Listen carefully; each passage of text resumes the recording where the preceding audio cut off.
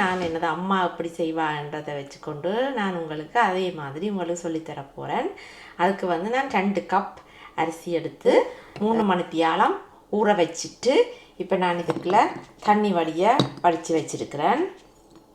தண்ணி வடிஞ்சாப்புல வடித்து நான் அதில் கொஞ்சம் குறுநல் எடுக்க வேணும். கொஞ்சம் சின்ன நடுவான் குறுநல் எடுத்து போட்டு அதில் நான் கஞ்சி காய்ச்சி தான் நான் செய்கிறேன். நான் அந்த அரிசி ரெடியாக இருக்குது.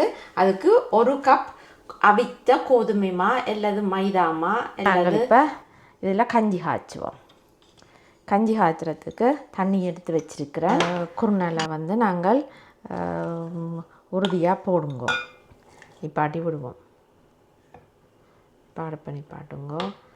இப்போ காணுங்க வச்சு 8 மணித்தியாலம் நீங்கள் இது புளிக்க வைக்க வேணும்.